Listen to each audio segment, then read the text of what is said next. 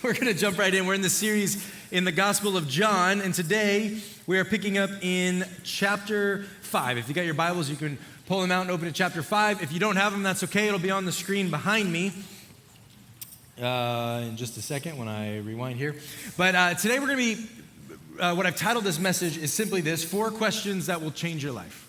And as we go through this today, I really think these 4 questions, as you ask them to yourself, could radically change your life. We're going to pick up in John chapter 5, starting in verse 1. It says this: "Sometime later, Jesus went up to Jerusalem for one of the Jewish festivals. Now there is in Jerusalem near the Sheep Gate," and I want you to remember this right here, "which in Aramaic is called Bethesda, and which is surrounded by 5 covered colonnades. Here a great number of disabled people used to..." Whoa. Someone's controlling my slides. Here we go.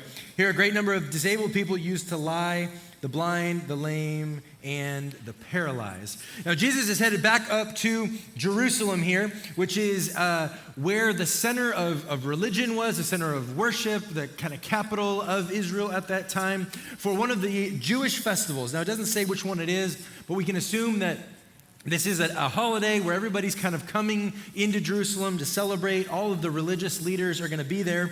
And then again, he enters in through this sheep gate. Now, this is not some deep theological meaning behind the word sheep gate. It is literally the sheep gate to the city.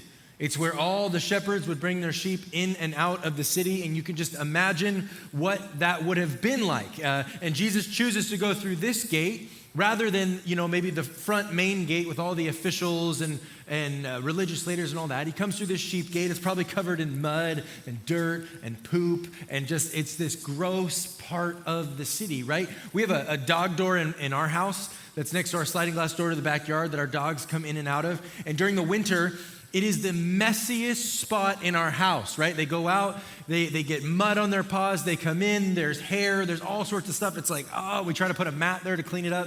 It's still just filthy, right? And Jesus chooses to go through this gate. It's not glamorous. It's a mess. And he goes to this pool called Bethesda, which literally means house of mercy. And he finds there all of these people, dozens, maybe hundreds of people, lying around, crippled, invalid, unable to move. And this pool is not your lap pool, okay? We're not talking about the pool that Steve gets in and swims every morning 2,500 yards or whatever he's doing, making me feel bad about myself. But this is a massive pool. They think it was probably 43 feet deep. It was probably over 300 feet wide. Okay, so this is more like a mini reservoir for the city than it was just a swimming pool or a bathing pool. And it's surrounded by these 5 covered colonnades or porticos. And it paints this picture for us of just this place of suffering as people are just spread out, lying around these pools. Jesus is entering into a place that is defined, by collective suffering.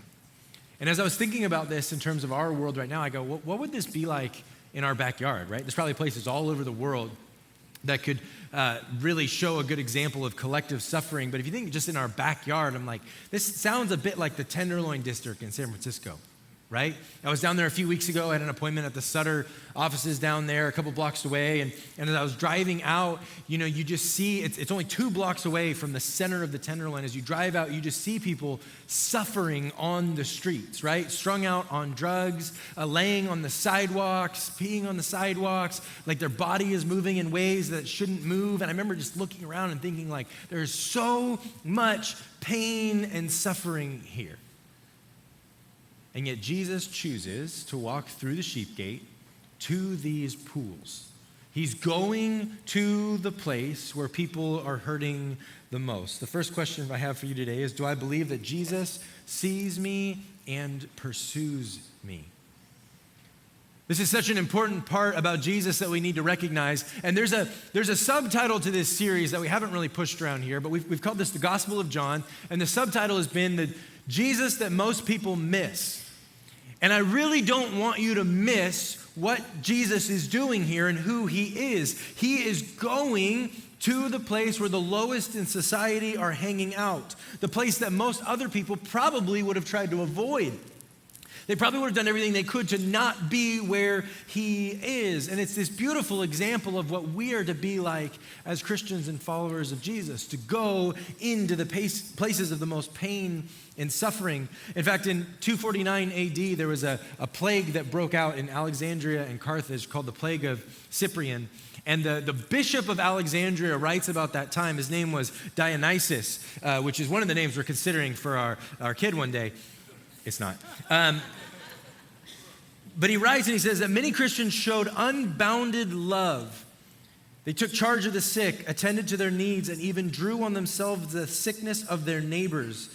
He contrasts this with others who pushed the sick away, fled from their own relatives, and left the dying in the streets. You see, this is what the gospel is. It's a true representation of the gospel, going into the most hurting and pain-filled parts of society and loving on those who are there. And Jesus does this. He is a God who is not an arrogant God sitting on a throne far away demanding that we come to him, but he's actually in pursuit of us in a way that is overwhelming. Jesus goes through the sheep gate to get to you. He goes through literal poop to get to you, right? And yes, he says, worship me, but he never says, make me unattainable to people. And yet somehow we turn Jesus into this unattainable thing, right? Where people have to act a certain way to be able to reach Jesus, to follow a certain set of rules. And we walk in and I'm not perfect enough to go to church, or if people knew the real me, then they would never accept me. There's no way that Jesus would love me. And yet time and time again, we see Jesus walking into the rejected, the desperate, the disabled. Jesus goes through every category, every line of thought that anyone could ever fall into the category of invalid, and says, I'm here. I'm pursuing you. I'm coming after you. A couple days ago, I was in Best Buy returning something with my daughter. It was early in the morning. There wasn't a ton of people in the store yet. And I was standing at the customer service desk, and I told her, I said, hey, you can run down to this little line stanchion, and you can run around it, and you can come back to me. And so she goes over, and she runs down to the stanchion, and then she does that thing that daughters do to their dads, where she turns, gives me the smile, and then just starts running, right? And I'm like, Bryn, come back here. I said, you can't go that far. I said, Bryn, come back here. And she gets all the way down to the edge of the store, and there's this display case down there, and she gets right to the edge, and she looks back at me, and she gives me that same smile and takes off running, right? And I'm at the customer service desk, and at that point, I'm like, nope, and I just start running across, and I'm like, Bryn, get back here, Bryn. And she thinks it's hilarious, and she starts circling around this display case, and I'm going after her, and I'm like, Bryn, where are you? And she's on the other side, and she's like, I'm right here, Dad. And she's just taking off, and I get over to her, and I grab her, and I'm like, Bryn, we're in the store, you can't do that. And you know what I did? I took her, and I put her on my shoulders, and I was like, you're staying here now, right? You're with me. You're not going anywhere.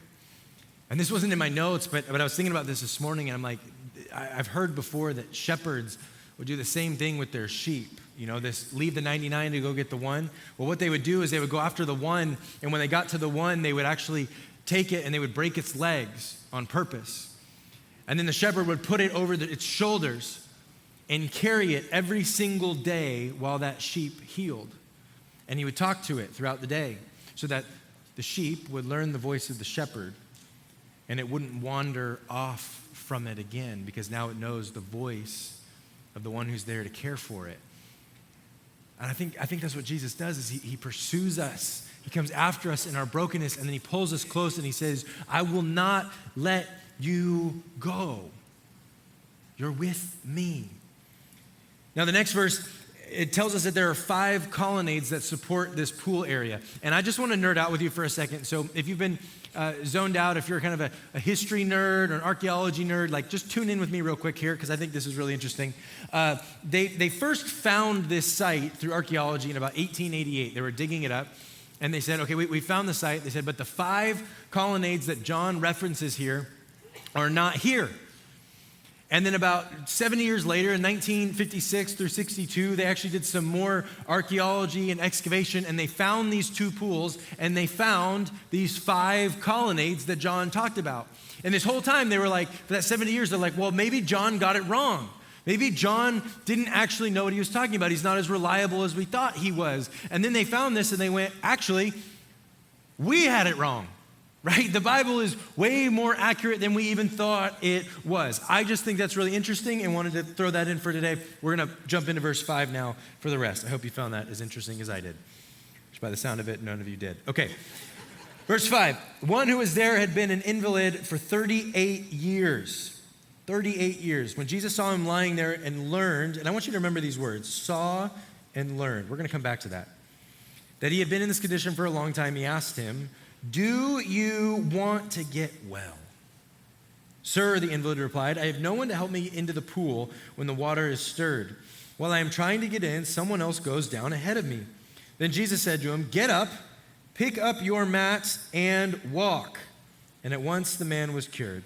He picked up his mat and he walked.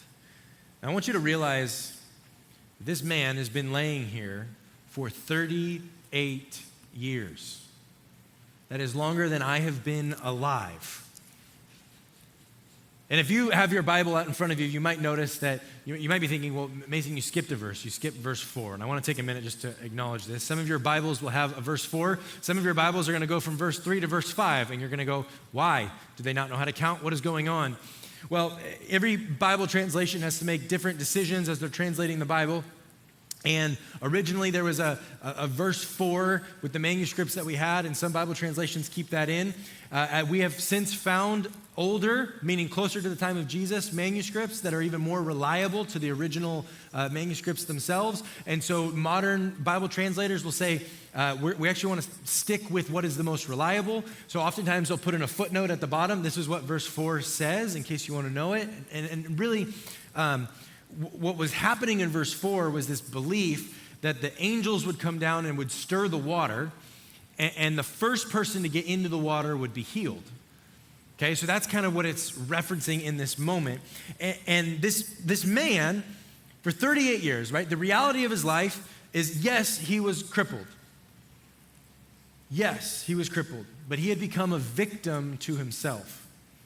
And for 38 years, he's blaming his lack of healing on other people. Because you think about it, everybody else that is laying here to be healed is also crippled or paralyzed, right?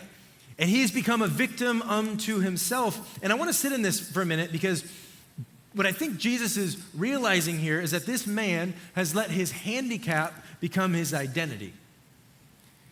Point number 2 is, have I let my pain become my identity? The man replies to Jesus, but no one helps me. No one helps me.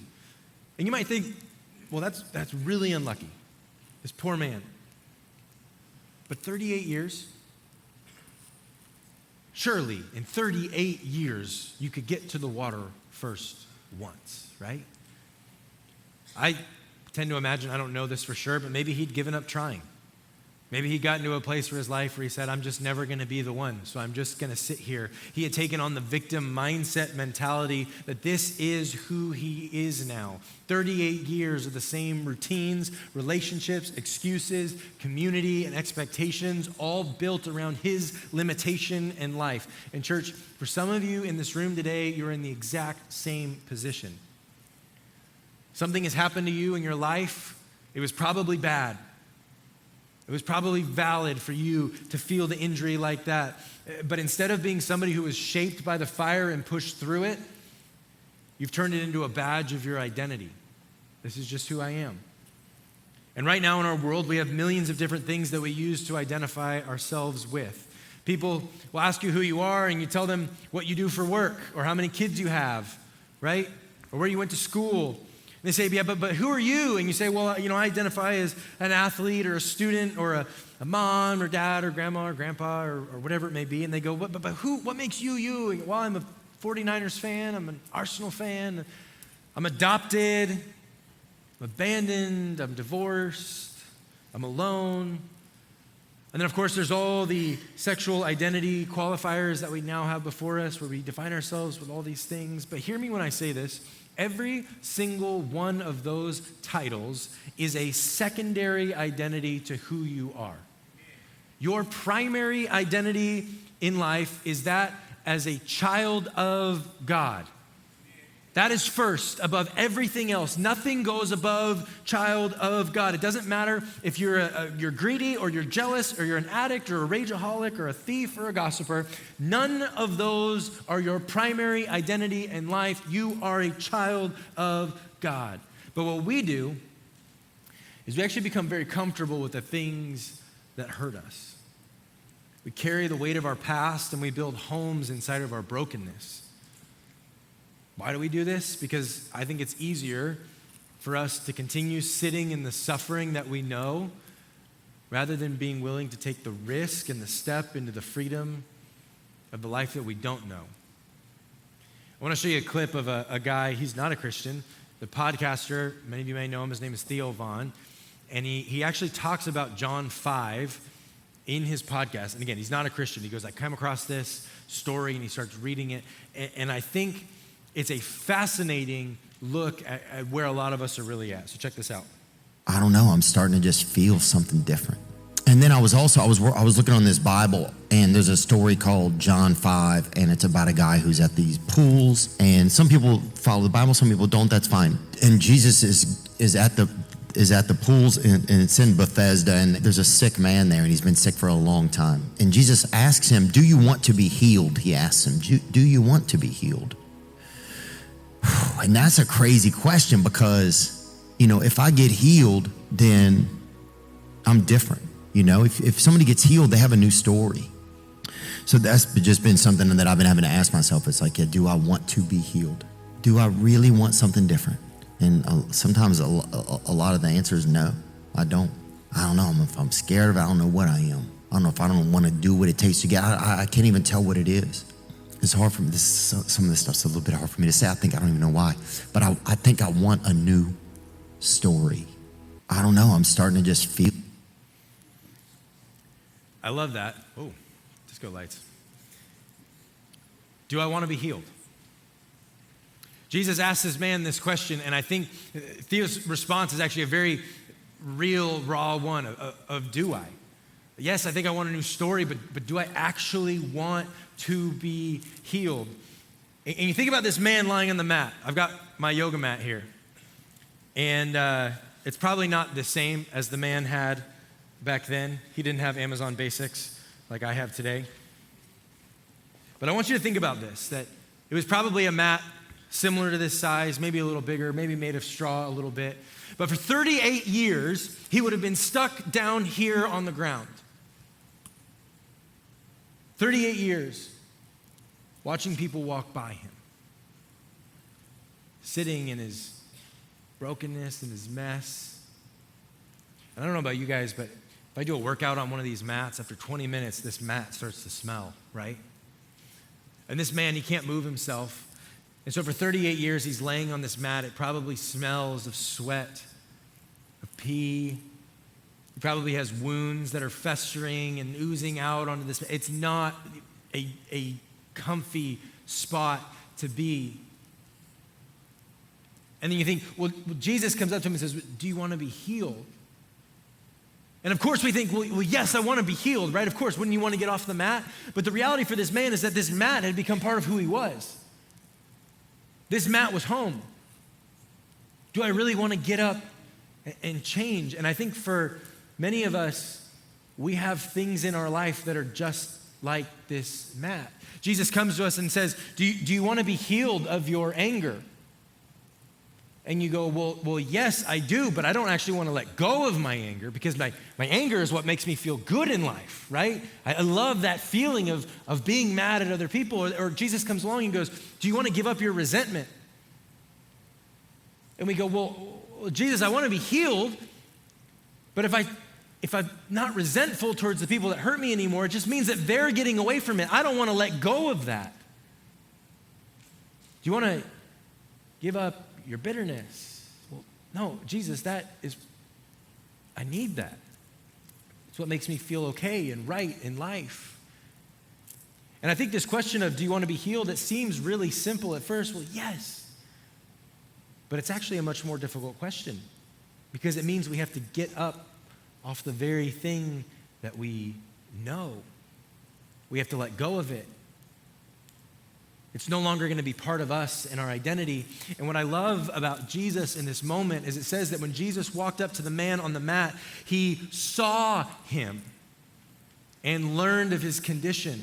And saw isn't just like, oh, he noticed him sitting there, but it actually has this deeper connotation of he saw him for who he was. He learned of who he was as a person. Jesus didn't just see him as a man who couldn't get up, a man who was crippled lying on the floor. He saw him as a child of God. And then he says, are you ready to let go? Are you ready to be changed? Are you ready to be healed? And I'm asking you that same question today. Are you ready to be healed? And let go of the things that have been holding you back in life. And if I'm honest, probably many of you in this room aren't. You're still holding on. And I get it, because the things that hurt us and poison us often feel the best. I love sugar, okay? I love it in just about every form it comes in. Ice cream, chocolate, Starbucks drinks. I love sugar. It tastes phenomenal. It gives me energy to get through the day, right? Especially when my kids aren't sleeping. I'm like, give me all the sugar. And yet, what is it doing inside? It's killing me, right? It's holding me back from the same fitness goals that I've set for my life. It gives me this false sense of, safety and security and what's going on. And it's the things that keep us from moving towards God are often the things that make us feel okay in one moment, but are actually hurting us in another. The alcohol. I get home from work and I'm stressed and I'm tired and I'm lonely and I just drink and drink and drink and my problems go away, right? It takes the edge off until the next morning when you wake up and your head's pounding and your body is unhealthy and the decisions you made while you were drinking are now killing you from before. And I was trying to think through what this looks like, and I was thinking surely somebody in history must have painted this. Right? Painted a description of what this looks like, and I could find nothing. And so I want to apologize right now to those of you that are anti-AI, but I went to AI to create a painting of what this would look like. And I came up with this, and I really, really like it. But you notice this man here he's clearly in anguish, and he's hurting, and he's going to this other man for help and for comfort, and the man has got one arm around him, and he's holding him, and he's comforting him, and on the other hand, he's putting a dagger into his back. You see, we go to these things in our life for comfort, right? I want this will help me feel okay, and it wraps one arm around us and says, I got you, and then with the other hand, it goes into our back, and it begins to kill us and move us further and further away from God. Things that are giving you comfort in the short term are actually killing us in the long term. The criticism that you feel towards other people in your life, it allows you to feel superior and like you're always right, but it's also taking away the ability for anyone around you to be close to you. The bitterness that you're holding on to for somebody that hurt you, it's letting you feel like you are still getting back at that person, and yet at the same time, you're not free to trust anyone anymore because you're still bitter. We all have a mat in our life that we've been leaning on, sitting on, sleeping on, and Jesus is saying to you today, do you want to be healed? And the man makes up excuses, right, for why he can't do it today. But Jesus, nobody gets me down to the water, right? He starts complaining, and Jesus says, get up, take up your mat, and walk. Why take the mat, though? Why take the mat? Right? The very thing that has been the symbol of his pain and his suffering and his disability for the last 38 years. And Jesus says, I want you to pick that up and I want you to take it with you so that when people look at you, they will know that you were once there and now you're here. The very thing that used to hold you down is now the very thing that you carry because of the transforming power of Jesus in your life. That mat becomes his testimony. But the story doesn't end there. It keeps going. The day on which this took place was a Sabbath. And so the Jewish leaders said to the man who had been healed, it is the Sabbath. The law forbids you to carry your mat. Because of course, that is the important thing to say when somebody is miraculously healed and comes to you. Why are you doing this on the Sabbath? But But he replied, the man who made me well said, pick up your mat and walk. So they asked him, who is this fellow who told you to pick it up and walk? The man who was healed had no idea who it was, for Jesus had slipped away into the crowd that was there. Later, Jesus found him at the temple and said to him, see, you are well again. Stop sinning or something worse may happen to you. The man went away and told the Jewish leaders that it was Jesus who had made him well. So because Jesus was doing these things on the Sabbath, the Jewish leaders began to persecute him. In his defense, Jesus said to them, my Father is always at his work to this very day, and I too am working. For this reason, they tried all the more to kill him. Not only was he breaking the Sabbath, but he was even calling God his own Father, making himself equal with God. 38 years, this man is stuck on the mat. He goes to the religious leaders, and their response is not, wow, but why are you carrying your mat on the Sabbath? Miraculous healing. And they're concerned about the Sabbath. And I almost skipped this section of the passage because I just really wanted to focus on the healing and that whole moment. But the reality is, Scott Connor is going to be here next week. He's going to be preaching on this next passage. And what happens here sets up the kind of the courtroom scenario that's about to happen in next week's verse. But I think there's something really important for us to still grab from this passage beyond just next week. And it's this: do I miss the miracle for the mat? 38 years. And they're concerned with the Sabbath rules.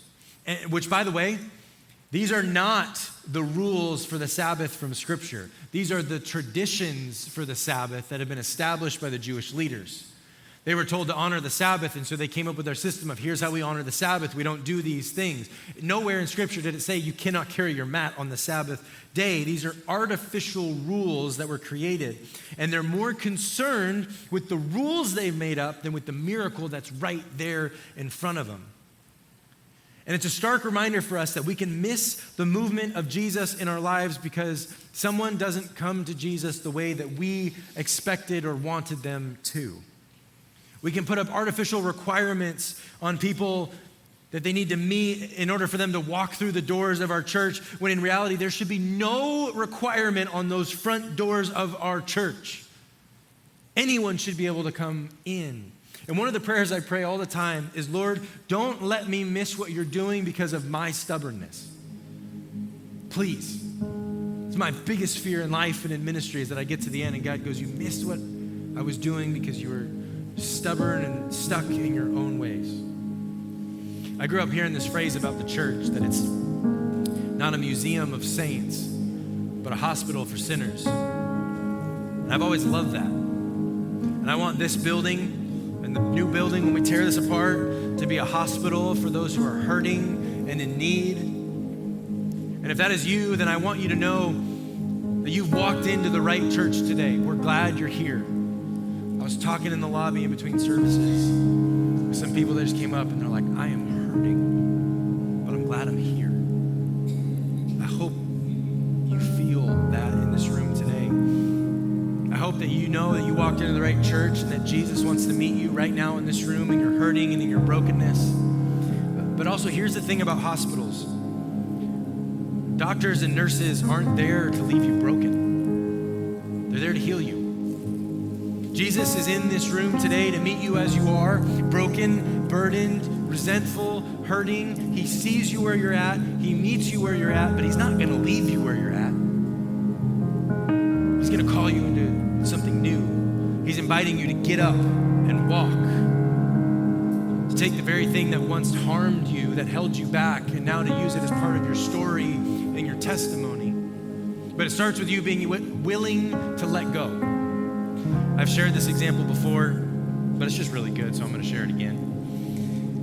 A book I had to read growing up called Where the Red Fern Grows. This boy has to train his dogs to catch raccoons, but he needs to catch the first raccoon to be able to train the dogs to follow the scent. So his grandpa teaches him an old trick, and he says, what you do is you go out and you dig a hole in the ground, and you put nails in this hole pointing downward, just big enough for a raccoon's hand to fit in. And he goes, and then you take a tin can lid, and you put it in the bottom of this hole. And at night, when it's a full moon, the moon will come up above and it will shine off that tin can lid. And the raccoon will be so interested in something shiny, it'll reach its hand in, it will grab that lid. But once it's in its hand, it'll no longer fit back out. It'll be stuck. And he goes, but won't the raccoon just let go and simply get into freedom? And he goes, you think they would, but they have this fear that if they let go of the thing they're holding on to, they're gonna miss out, right? And so what they do is they stand there stuck, trapped. The next morning the boy comes out and he sees the raccoon and it hisses at him and he just, right on the head, he's got his raccoon. You and I are the same way. We have these things in our life that we're holding on to, and God is like, let go, take up your mat and walk. And we're like, no. My anger, my resentment, my bitterness, my pride, I'm not letting it go. And God's going, there's freedom when you do. You just gotta trust me. You have to surrender. In just a moment, we're gonna sing a song that I hope is a prayer for you. In fact, we're not going to close in prayer because I want this to be your prayer. This song is an old hymn. It's just, I surrender all. That's all it is. I surrender all. Would you trust Jesus today and surrender all to him? Church, I'm going to invite you to stand. Let's sing this together.